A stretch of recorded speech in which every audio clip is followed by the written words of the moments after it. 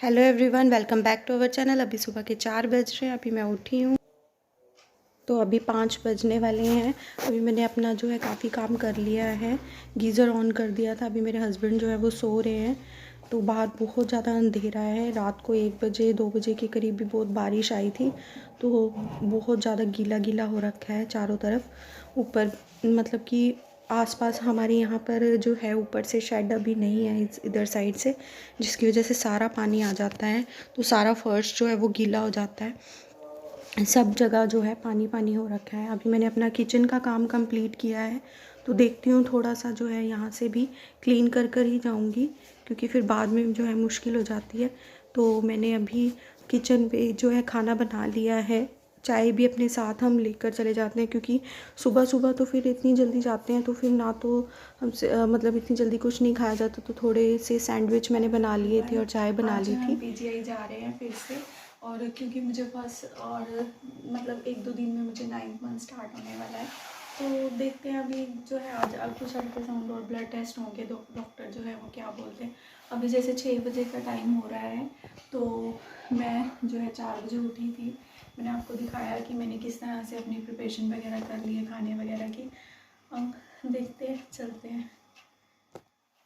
बस अब हम रास्ते में ही हैं और बाहर अभी भी बारिश आ रही है। चंडीगढ़ पहुंचने वाले हैं। मेरे हस्बैंड तो ये देखो आगे कार में भी सोए पड़े हैं, उनको नींद आ गई थी। और अभी भी जैसे बारिश की वजह से बहुत ज़्यादा ठंड हो गई थी। पिछली बार तो मैं इतने ज़्यादा जो है अपने एक स्वेटर पहन कर गई थी। इस बार तो मैंने 2 स्वेटर भी डाल रखे थे, शॉल भी ले रखी थी, तो भी इतनी ज़्यादा ठंड लग रही थी। अभी तो हॉस्पिटल जाकर पता चलेगा।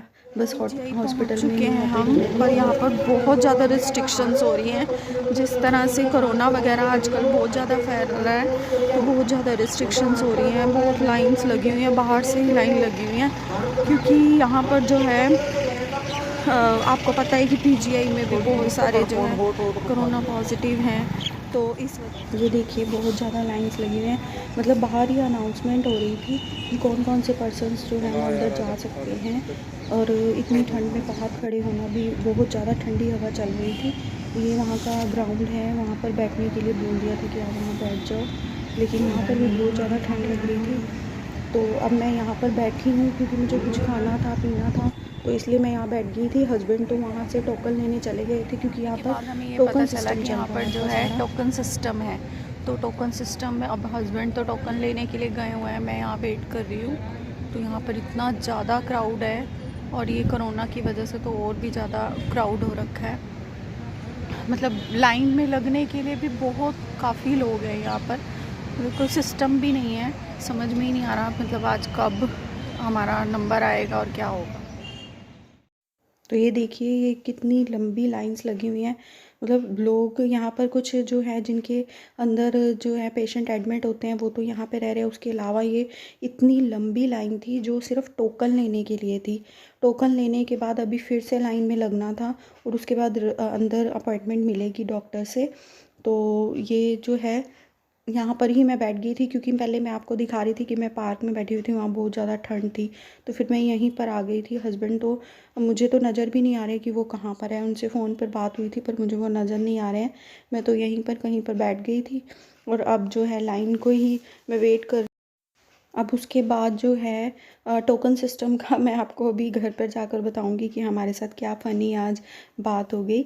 उसके अलावा जो है यहाँ पर हम पहुँचे जहाँ पर मैं आपको पिछली बार दिखा रही थी कि लाइंस लगती हैं अपॉइंटमेंट लेने के लिए। आज वहाँ पर खाली था, क्योंकि कोरोना की वजह से नीचे भी टोकन सिस्टम चल रहा था कुछ लोगों के लिए। और फिर गायनी के पास जाने के लिए तो यहाँ पर इतने ज़्यादा पेशेंट्स नहीं थे, तो इतनी ज़्यादा भीड़ तो आज नहीं थी, लेकिन फिर भी नंबर जो था बहुत देर। और अल्ट्रासाउंड करवाने के बाद अब हम यहाँ से चलना स्टार्ट किया है। थोड़ा सा हमने लंच अपने साथ लेकर आए थे, वो लंच हमने खा लिया है। अब यहाँ से चलेंगे घर की साइड। आप घर जाके मैं आपको बताऊंगी, पूरी अपडेट दूंगी कि आज मेरा जो है क्या टेस्ट हुआ, और मतलब अल्ट्रासाउंड भी हुआ, और अभी एक अल्ट्रासाउंड और होगा। और मैं आपको बता नहीं सकती आईवीएफ में कितने ज़्यादा अल्ट्रासाउंड्स होते हैं। अल्ट्रासाउंड्स मतलब मैंने भी नहीं सोचा था कि मेरे इतने ज़्यादा अल्ट्रासाउंड्स होंगे। पे बैठकर हमने खाना खाया। थोड़ी सी मतलब साइड में एक कार रोक कर हमने हमें जगह मिल गई थी। यहाँ पर थोड़ा सा सो गई थी, आपको मेरे फेस पे स्वेलिंग भी लग रही होगी, क्योंकि ये लास्ट जो ट्राइमेस्टर चल रहा है, 9th मंथ स्टार्ट होने वाला है, तो उसकी वजह से मेरे फेस पे थोड़ी सी स्वेलिंग भी आ गई है। तो आज हमारे साथ फ़नी बात, जैसे कि मैंने आपको बताया था कि उसमें जो है टोकन सिस्टम चल रहा है। तो टोकन सिस्टम हमें जब 1 घंटा मेरे हस्बैंड वहाँ पर लगे रहे टोकन के लिए, तो फिर उसके बाद क्या हुआ कि मुझे डॉक्टर का फ़ोन आ गया, क्योंकि हमने ऑनलाइन रजिस्ट्रेशन किया था। डॉक्टर का फ़ोन आ गया कि आप जो है वो ऊपर गायनी रूम में आ जाइए। तो मैंने उनको बोला कि यहाँ पर तो टोकन सिस्टम चल रहा है, हमें तो अभी टोकन लेने में काफ़ी टाइम लग जाएगा।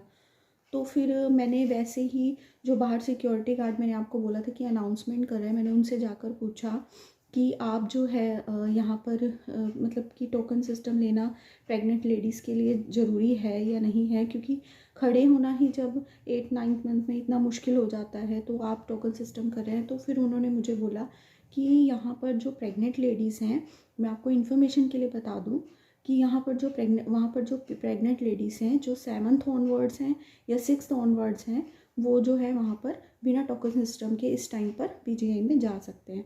तो फिर उस टाइम जब उन्होंने बोला कि मैंने उनको बोला कि कम से कम आपको सिस्टम के अकॉर्डिंग अनाउंसमेंट तो करनी चाहिए कि यहाँ पर जो है इतनी देर से हम खड़े हैं, और प्रेग्नेंट लेडीज़ के लिए खड़े होना कितना डिफ़िकल्ट हो जाता है, तो आपको कम से कम ये तो सिस्टम अलो करना चाहिए कि जो प्रेग्नेंट लेडीज़ हैं वो ऊपर ना जाएं। मतलब ये हमारे लिए फ़नी भी बात होगी और हमारे लिए बहुत डिफ़िकल्टी होगी।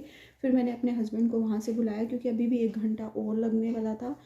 तो हम फिर गायनी रूम में गए। वहाँ पर उन्होंने मेरे ब्लड टेस्ट वगैरह की, एनएसटी की। एनएसटी जो है अभी तो मैं आपको नहीं बताऊँगी कि क्या होता है, क्योंकि जो एनएसटी जो है वो करवाना 7th मंथ के बाद बहुत ज़्यादा ज़रूरी होता है। तो ये जो है बड़े हॉस्पिटल्स में या हमें बाहर से जहाँ सेंटर्स होते हैं वहाँ से करवाना होता है। तो ये मैं आपको बाद में बता दूँगी, जब भी आप मेरे से क्वेश्चन करेंगे कि एनएसटी क्या होती है और क्यों करवाई जाती है। तो एनएसटी वगैरह हुई, उसके बाद जो है उन्होंने मेरे अल्ट्रासाउंड्स किए।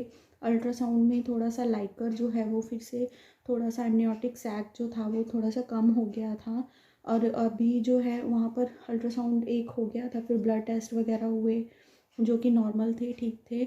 उसके बाद जो अल्ट्रासाउंड में उन्होंने पोजीशंस वगैरह देखनी थी बच्चे की, और अगली बार जब हम जाएंगे तो वो हमें ये बताएंगे। अभी तो टेलीफोनिक ही हो जाएगा कि जो है ऑपरेशन होगा या नॉर्मल डिलीवरी होगी, तो इस तरह से वो बता देंगे, क्योंकि अभी तो टाइम है। अभी उन्होंने कहा कि 2 से ढाई हफ्ते तक आप वेट कीजिए, अगर इमरजेंसी पेन हो जाते हैं तो आप वहाँ पर इमरजेंसी रूम में जा सकते हैं। तो ये अपडेट थी आज की मेरी। और अभी एक अल्ट्रासाउंड और करवाना है। वो अल्ट्रासाउंड में बेबी का वेट वगैरह वो देखेंगे कि क्योंकि ट्विंस में इस चीज़ का ज़्यादा रहता है कि वेट जो है वो ठीक है या नहीं है, मूवमेंट वगैरह जो सब चीज़ों का ध्यान देना बहुत ज़्यादा ज़रूरी होता है।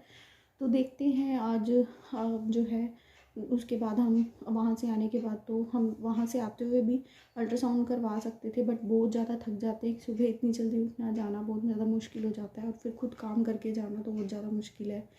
तो फिर अब जो है हम करवाएंगे अल्ट्रासाउंड। अल्ट्रासाउंड करवाने के बाद मैं फिर से आपको अपडेट दूँगी। मतलब बहुत ज़्यादा अल्ट्रासाउंड्स हो रहे हैं, मुझे तो खुद समझ में नहीं आ रहा क्या हो रहा है। तो जो है अल्ट्रासाउंड्स करवाने के बाद मैं आपको फिर से अपडेट दूँगी। आई होप कि आपको आज की मेरी वीडियो पसंद आई होगी। पसंद आई है तो प्लीज़ इसे लाइक कीजिए, शेयर कीजिए और कमेंट करना मत भूलिएगा। तो यहीं पर अपनी वीडियो का एंड करते हैं।